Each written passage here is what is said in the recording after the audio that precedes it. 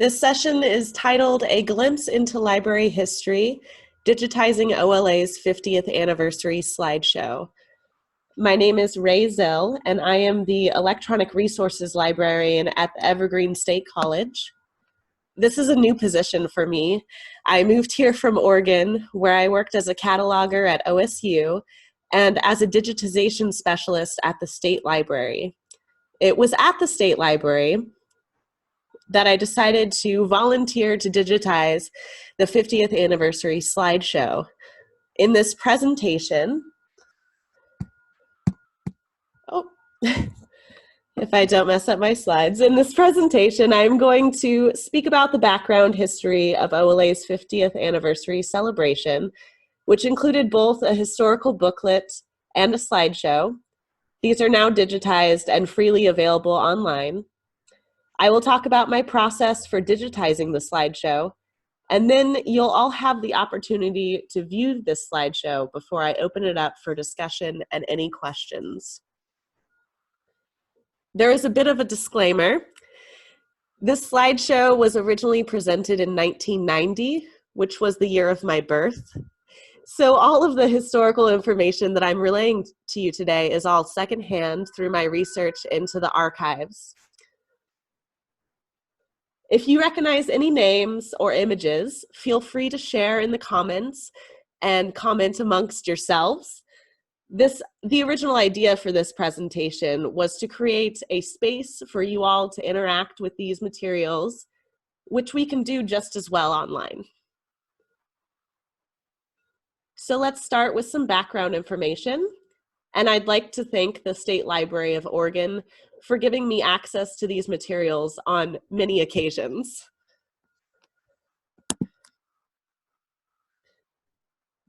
In 1989, the OLA History Committee was formed, consisting of Carol Hildebrand, Elizabeth Findley, and Perry Morrison, with the intent of creating a 50th anniversary booklet.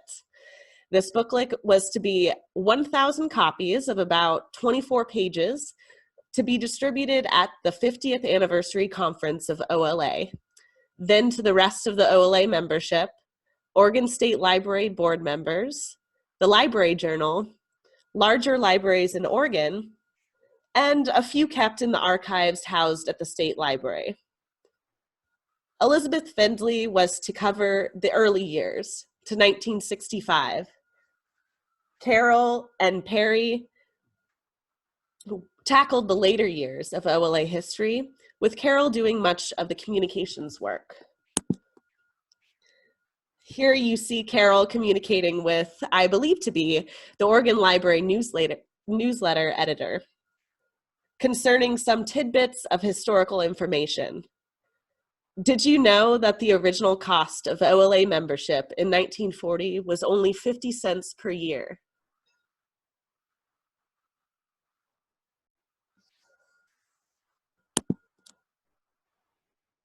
The committee received correspondence from individual members, as well as the current state librarian, Eloise Ebert, who sent along copies of letters to libraries and other things. They drafted some handwritten notes and cobbled together a 50-year history.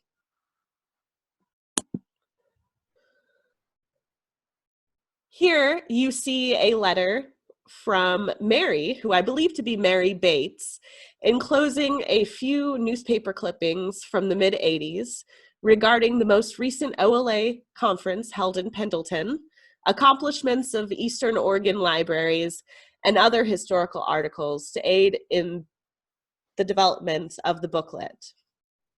I'm going to go through some of these news clippings just so you have an idea of what type of historical information was sent at the request of this committee.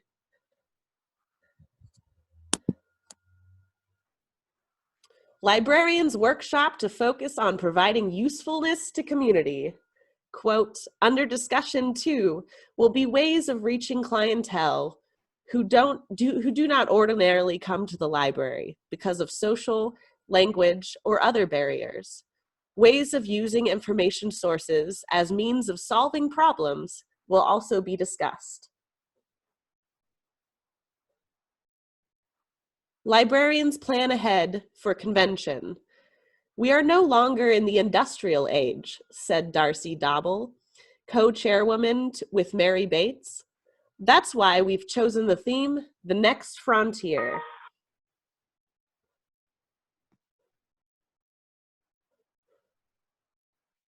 Pendleton to host librarians.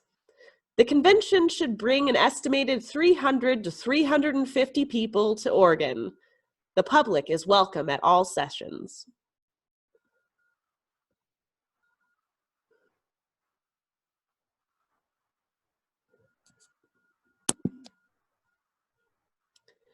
Study evaluating library cooperation. This article discusses libraries in Umatilla and Morrow counties joining and evaluating a cooperative catalog and also signing up with OCLC.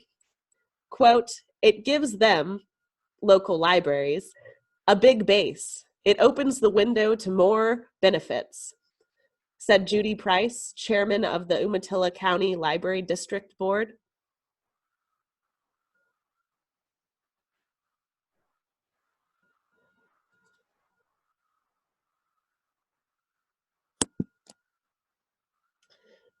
And here is the resulting booklet, A Journey Through Time, OLA, 1940 to 1990.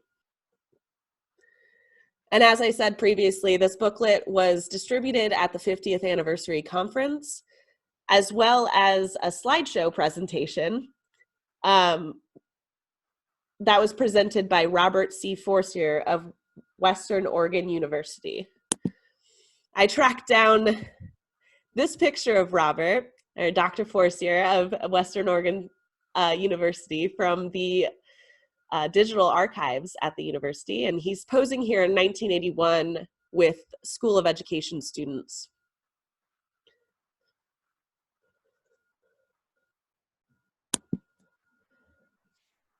Fast forward to spring of 2016, when Camilla Harris, Nicole Langley, and Stephanie Miller of Emporia State University's SLIM Cohort 15 developed a proposal and created a website to examine how the slideshow could be digitized using current standards and guidance. The students completed this for an assignment for their information technology class. And I used this website to kind of guide myself through the process of digitizing these materials. So it was very helpful. And fast forward to fall of 2017, when I reached out to Michelle Burke of OLA, asking if I could be a digitization volunteer for this project. At the time, my name was Rachel Kinney, so if you see that name associated with the slideshow, that is why. It's still me.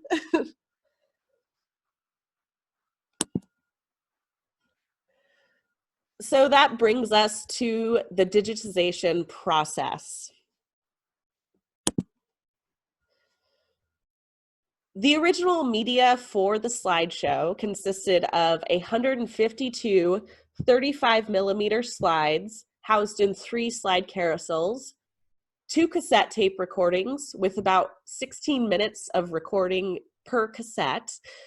These were duplicate cassettes. One was marked original and one was marked edited, but they consisted of the same amount of audio. And also included was 7 pages of time-stamped audio transcript indicating when slides would appear according to what was being spoken.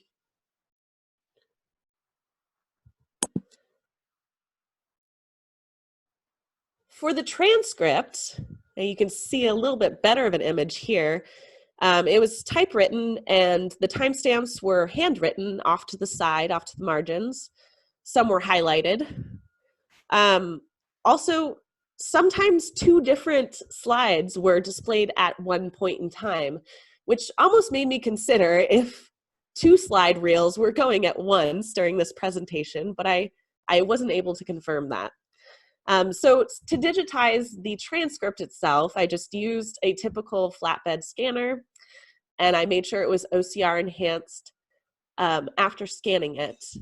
Of course, the handwritten part was not very easy to get OCR'd, but at least the transcript was so that I could have some information for future captioning of the slideshow.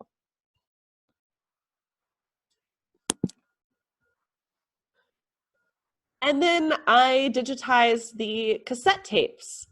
I've digitized cassettes before. I knew I needed a cassette tape player that plugged into my computer, but I didn't have one, and I didn't necessarily have the funds to purchase one for this project. So I walked downstairs at the state library to the Talking Book and Braille library, and thankfully Joel helped me out, lent me an old talking book player that used to play cassette tapes. You can plug it into a computer. And so I also downloaded a free software program for audio recording and editing. It's called Audacity. This is an open source software program and freely available online. And it's very easy to use. So I used it to record it and just to clean it up a bit. So it was able to be heard very clearly. This resulted in 2 files, a WAV file and an MP4 file. The WAV file is a larger file. It's more high quality. It's archival quality. The MP4 file is a lot smaller. It enabled me to kind of manipulate that file in order to create the digitized slideshow.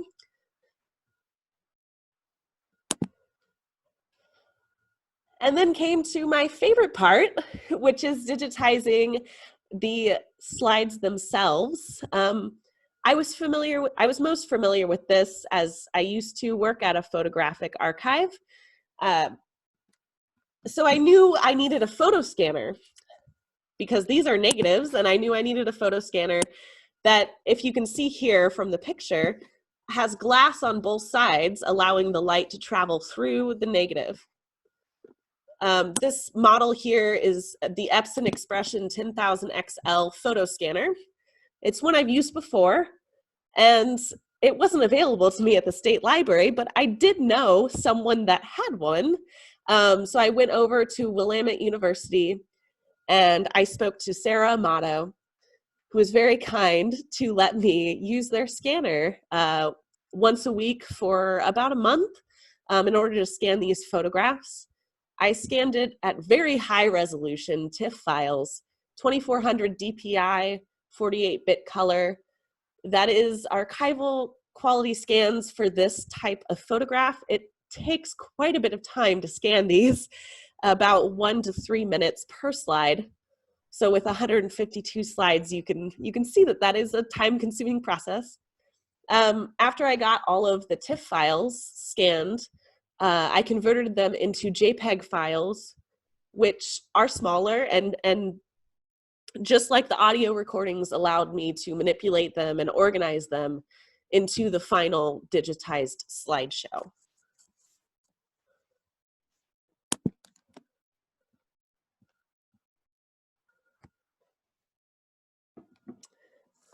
And then another pretty time-consuming process of naming and organizing the image files to match the transcript and audio.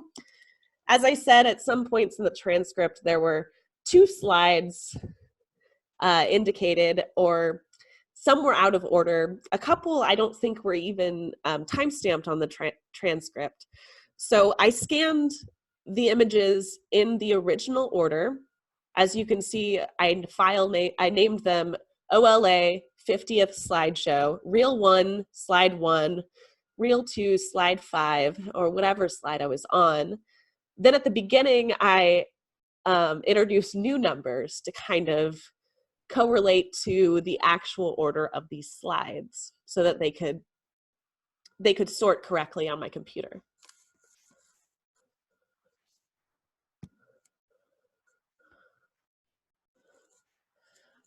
And now I wanted to bring them all together.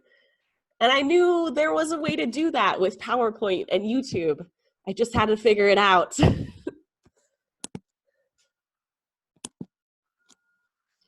So first what I did is I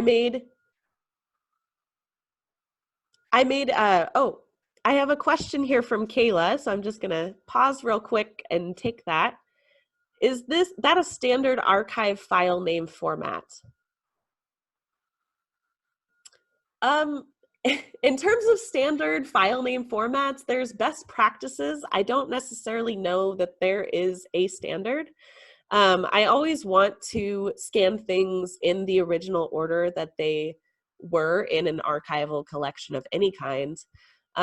So that's why I just chose the base name 50th anniversary, OLA 50th anniversary, and then I did it with the original order.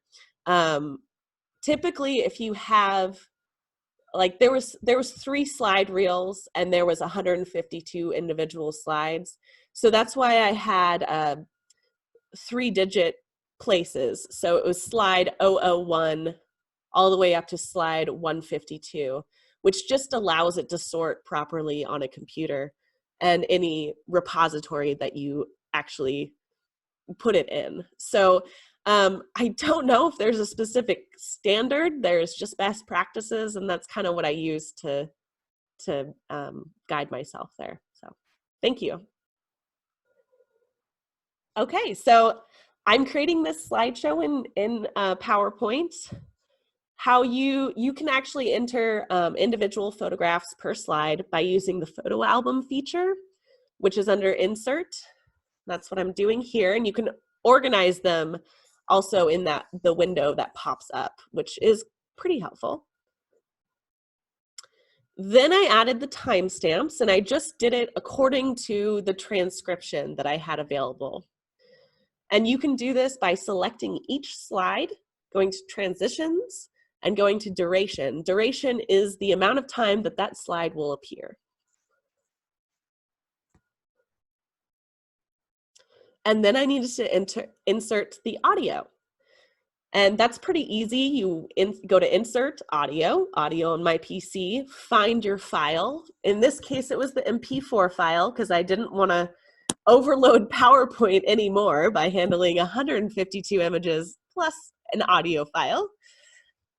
Then with that audio file, when you pull it up, it's going to have a little play icon and you'll have it selected. And you can actually go to playback and play it across all slides, which is very helpful.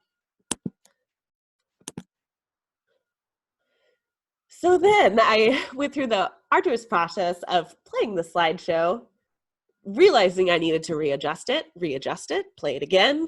I did this several times. I also tried to record the transitions between the slides, which didn't necessarily work out for 152 slides, but may work out for a smaller project.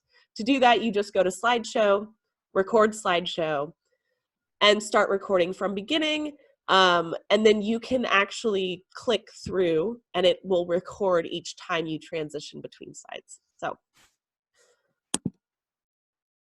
and then I just saved the PowerPoint as a video file, which is possible. You just change your save as type. I used MP4. Then it was time to upload to YouTube.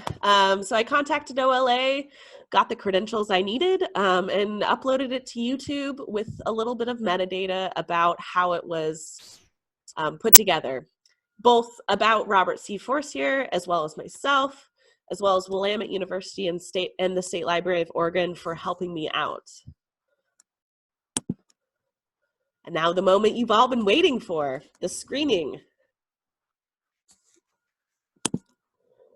So before we get to that, I just wanted to let you know that all of the documents that I've talked about today, except for the various ephemera, the newspaper clippings, are available at olaweb.org/history. You see at the top, Journey Through Time. That's the booklet that I was going through. The second link there, OLA History compiled in 1955, is a typewritten historical compilation, very interesting. And then you have the slideshow underneath that. If you scroll down on this page, you'll also see a list of all the past presidents of OLA. So it's a very rich website if you're interested in digging in more. Oh. So embedding it didn't work.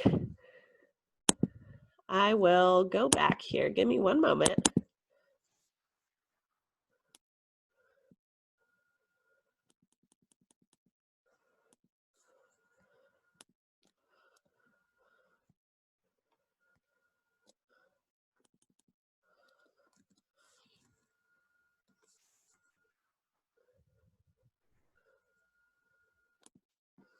Sorry about that. Not cooperating with me. We'll just go to YouTube and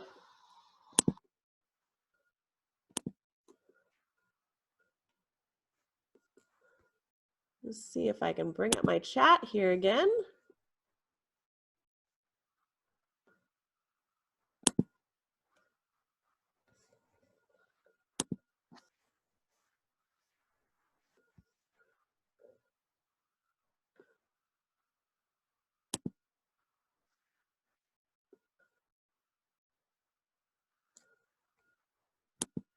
Okay, here we go. Hopefully you all can see the screen here.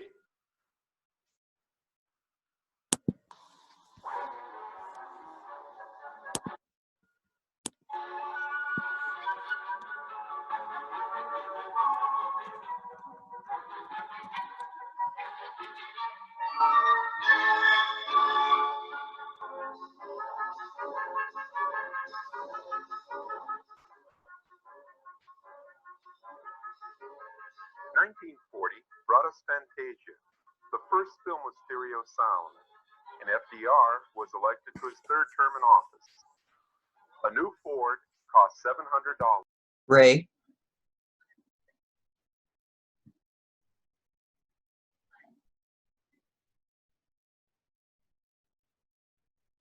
Oh, yes.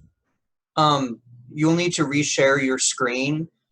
When you share it, you need to make to click the browser window that appears, because right now we're stuck on the PowerPoint screen. Ah, okay. Sorry about that, guys.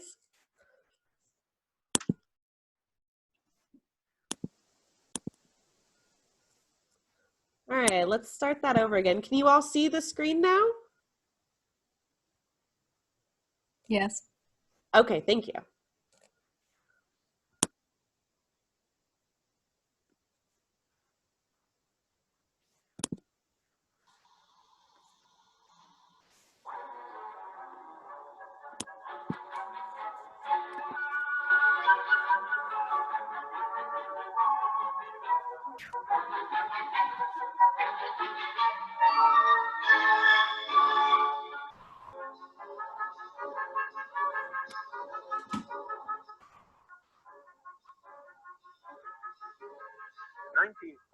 Brought us Fantasia, the first film with stereo sound, and FDR was elected to his third term in office. A new Ford cost $700 and ran on gas priced at 18 cents a gallon. The first meeting of the Oregon Librarians to discuss forming an Oregon State Association was held at Timberline Lodge on Friday, June 14, 1940. Ms. Nell Unger, Library Association of Portland, moved that an Oregon Association be formed. Dues were set by vote at 50 cents for legislative work, postage, etc. A Constitution and Bylaws Committee was appointed.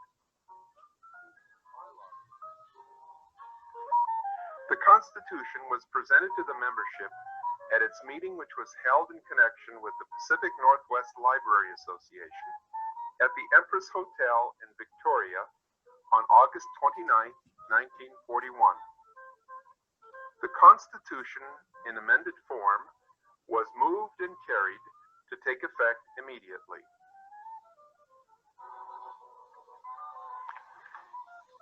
May 25th, 1944, Miss Evelyn Kruger.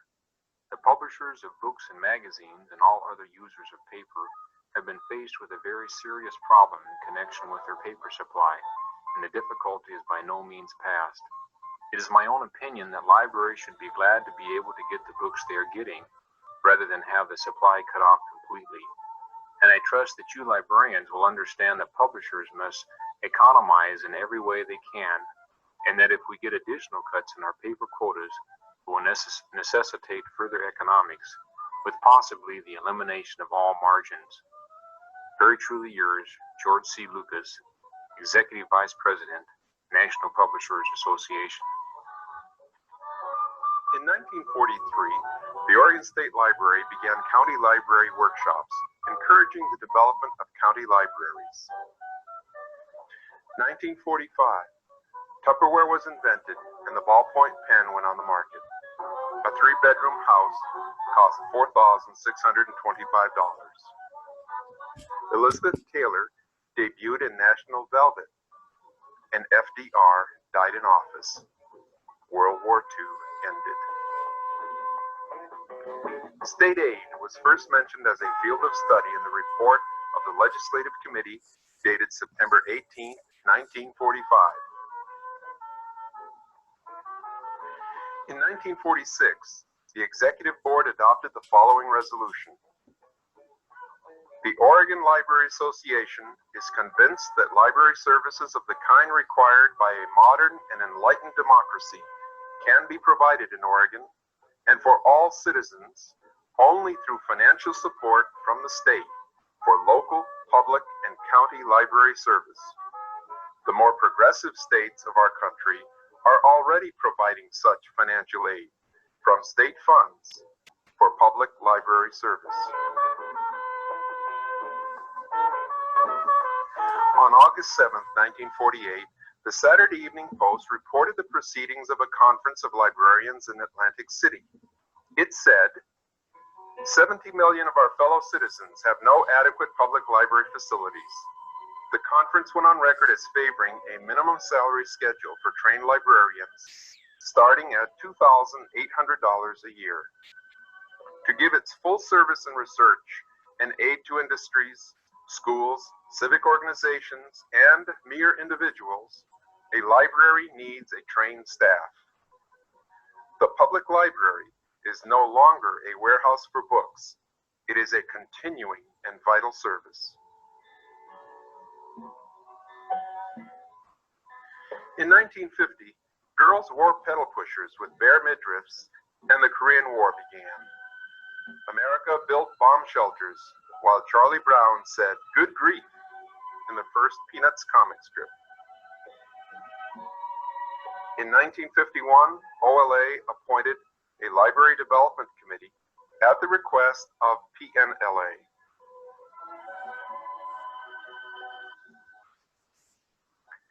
After one of the wettest winters in Oregon's history, we are all looking forward to the coming of spring and other pleasant things. An event which promises to be one of the most pleasant of these is the annual meeting at Bend on May 1st and 2nd.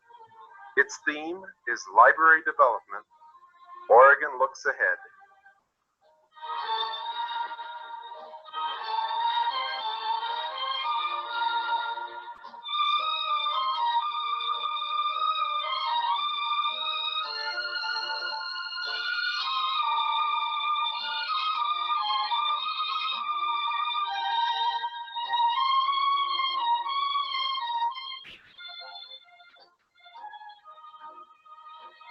In 1955, Disneyland opened, and so did Kentucky Fried Chicken. Ann Landers began her column, and Gunsmoke debuted on TV. The cost of a gallon of gas had risen to 29 cents. According to the Treasurer's report on April 23, 1956, the balance on hand in the general fund was $693.54. The balance in the Library Development Fund was $10.35.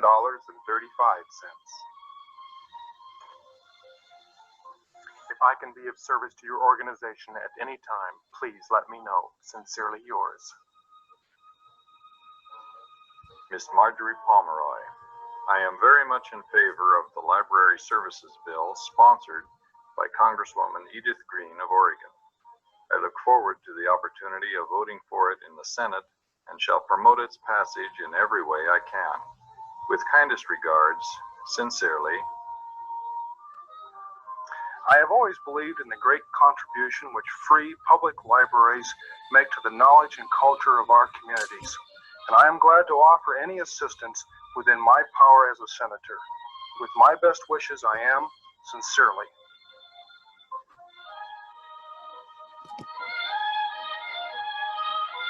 In 1957, OLA hired a legislative lobbyist at $500 plus $100 for expenses. OLA authorized the state librarian to submit a statewide plan to the Department of Health, Education, and Welfare in the event a pending federal bill becomes law. The Library Services Act did in fact become law. This first National Library Week brought to the American people a greatly heightened awareness of the values of books and libraries. The Federal Rural Library Services Program got underway.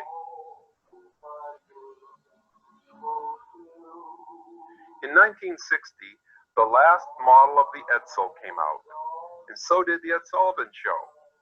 Elvis sang, "Are You Lonesome Tonight?" and a new Ford cost $2,143.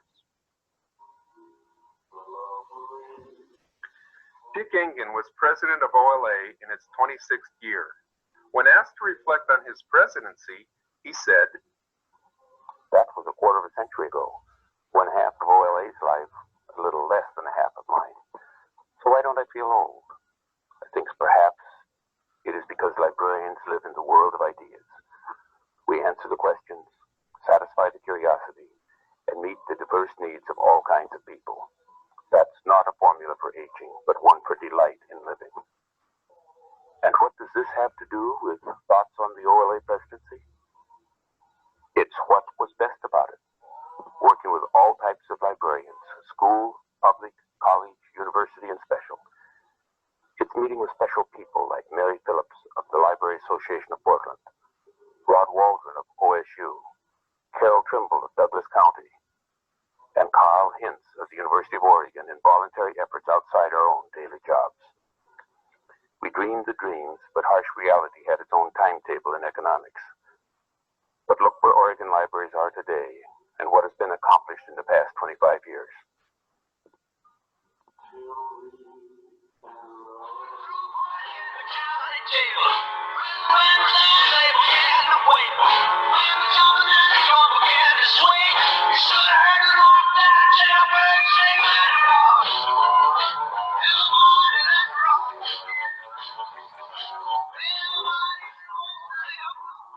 In 1965, the U.S. began air attacks on North Vietnam, while The Sound of Music won the Academy Award for Best Picture.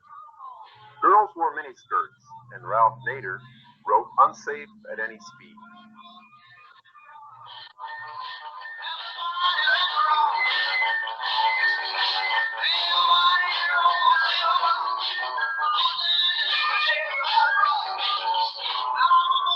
Library services for the blind and physically handicapped are now operated by the State Library from new facilities in Salem.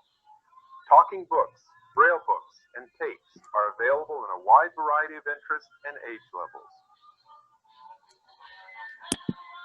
1970, waterbeds were invented, and the Carpenters sang "We've Only Just Begun." The Beatles performed their last songs together, and the cost of a new house jumped to $23,400.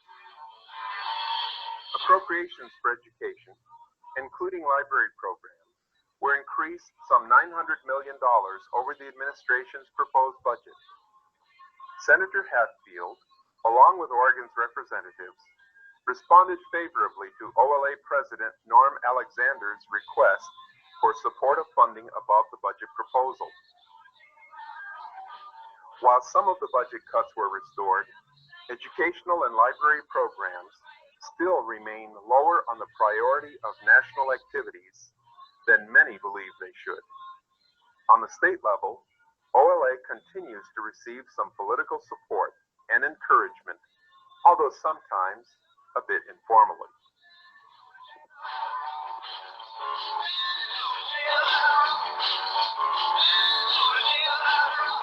In 1975, men wore patch-pocketed leisure suits with open shirts and jewelry, and the film Jaws broke box office records.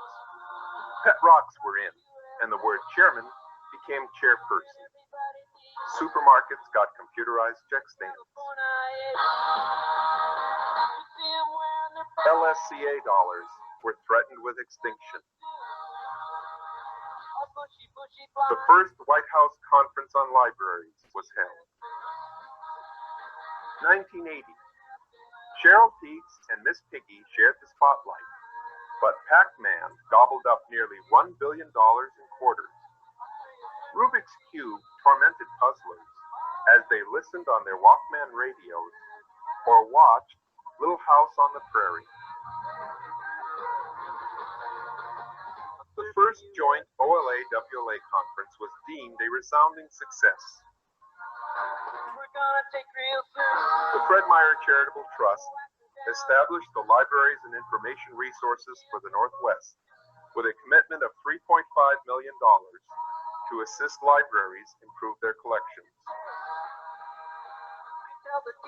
In 1985, Gorbachev became General Secretary. Compact discs made the news, and when sales of the new Coke fell flat, the real thing was resurrected as Coke Classic. After 113 years, Montgomery Ward discontinued its mail-order catalog, and Meryl Streep came out of Africa.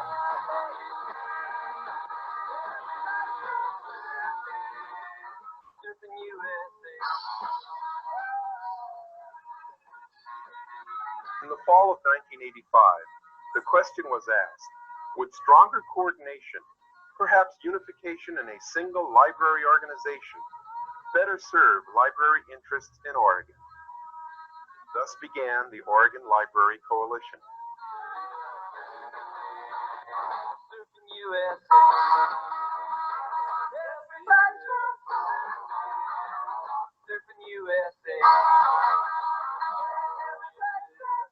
Will competition from the private sector sharpen our skills and make us more accountable? Or will it distract us from our commitment to serve all segments of society?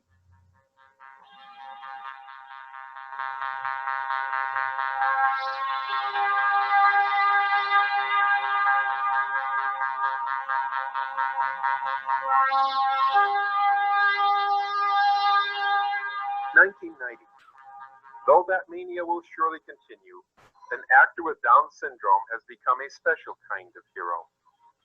Murphy Brown has her cholesterol level checked, and the Golden Arches open in Moscow with Big Macs selling for $6 each. As the association passes its 50-year mark, Oregon librarians continue to carry the torch of intellectual freedom and free access to libraries and information as the keystone of democracy.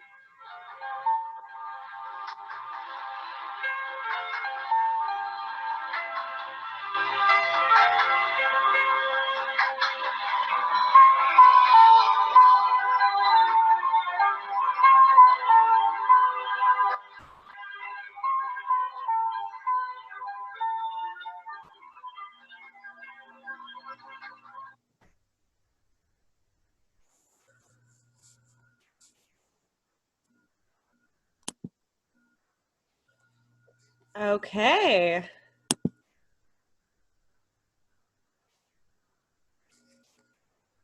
I hope you all enjoyed that.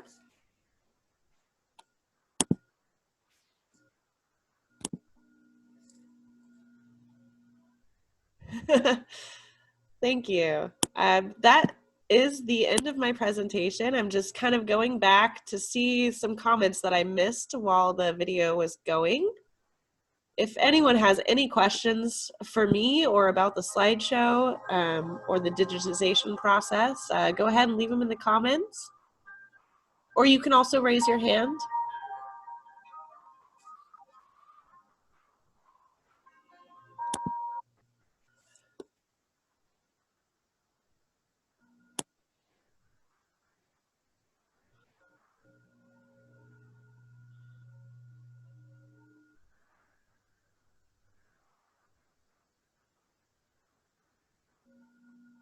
Yeah, that quote was definitely my favorite part of the slideshow. For sure. Thank you, Jenna.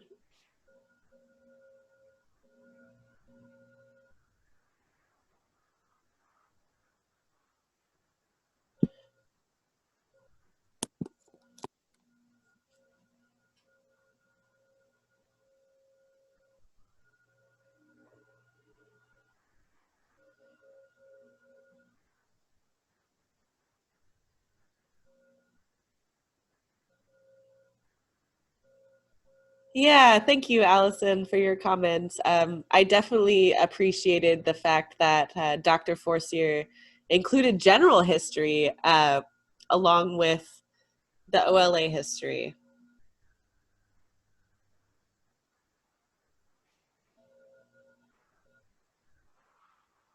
Um, did I learn anything along the way of digitizing this that would make me want to do things differently on my next project?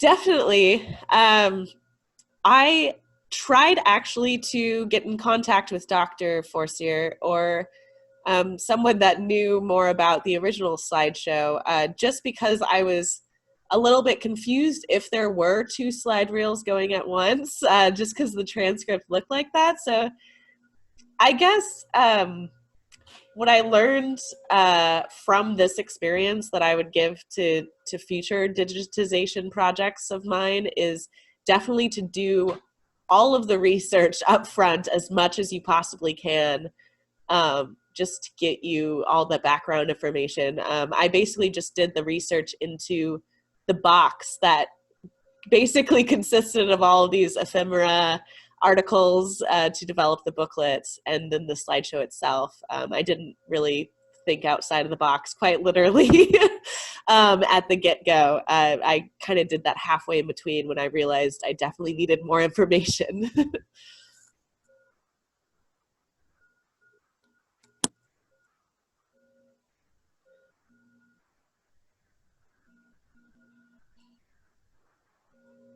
Have I learned better alternate ways to do this? I think the only real alteration that I would have done is get a more high quality cassette tape player. I was very thankful that the cassette tapes were in excellent condition. I actually didn't need to clean up much of the audio at all. And the Talking Books player worked just fine. I just think that maybe I could have gotten better audio quality with a better player, but besides that, I don't think there was too many alternate ways to do this, in terms of at least the slides and the transcript itself. It's just the audio that I was probably most uncomfortable with to begin with.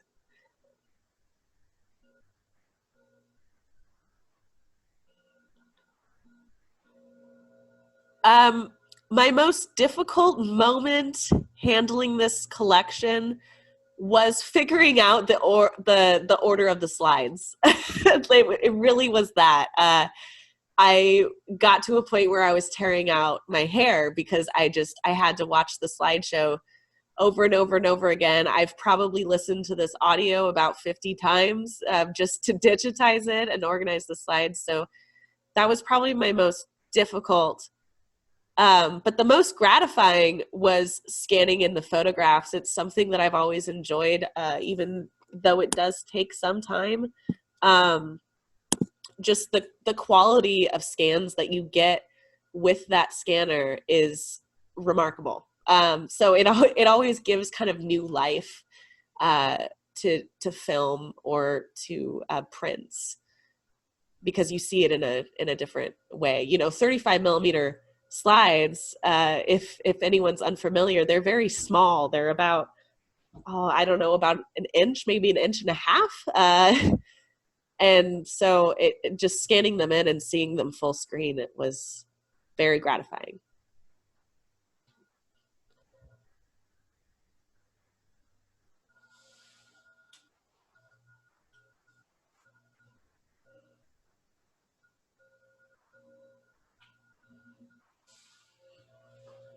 Are there any other questions or comments about the history of OLA?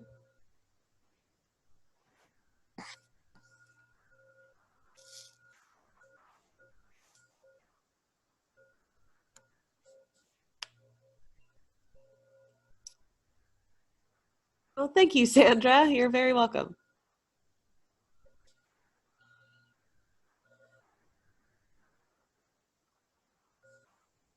Any copyright issues I encounter, since OLA gave me permission to digitize these resources, there wasn't much copyright to tackle. The only thing that I kind of was hesitant about was the music that was in the audio, but since it was such a small amount of these songs, and this was produced without making any money off of it, I was a little bit more relieved. But no, there wasn't any copyright just because it belongs in the OLA archives at the State Library of Oregon in Salem, Oregon, and I was given permission by the executive board to digitize it. So, but thank you for asking.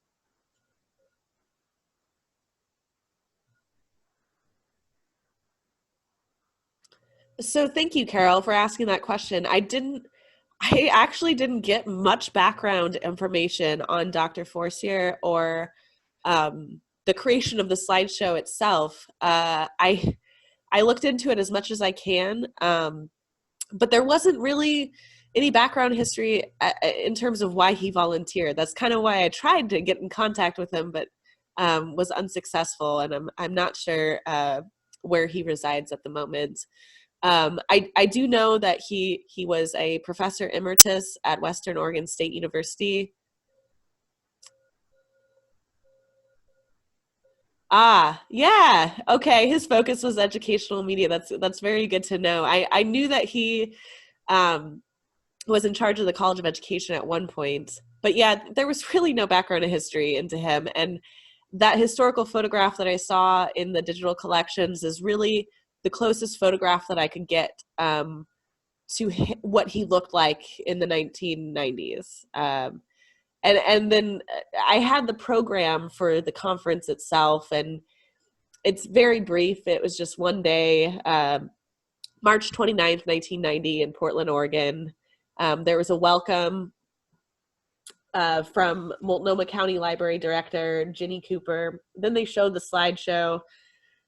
They had some President's Award, a keynote address, introduction of committee chairs, a few resolutions, announcements, and that's about it. I believe they had workshops later on, but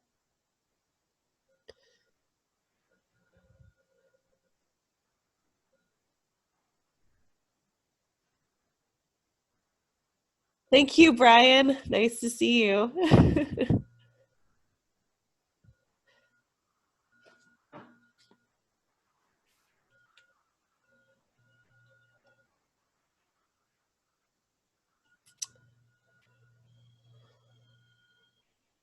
All right, so if you're welcome.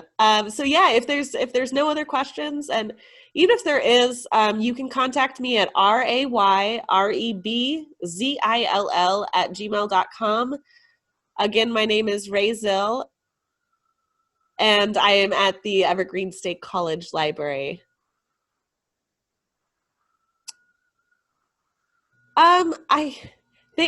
Thank you for your question, Becky. I would consider integrating more current information.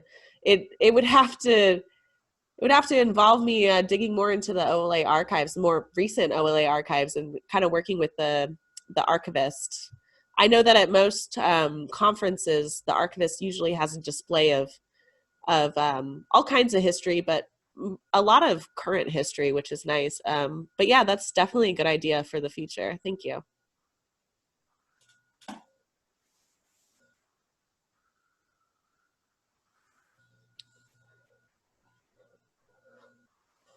Thank you again, everyone, for coming. I appreciate it.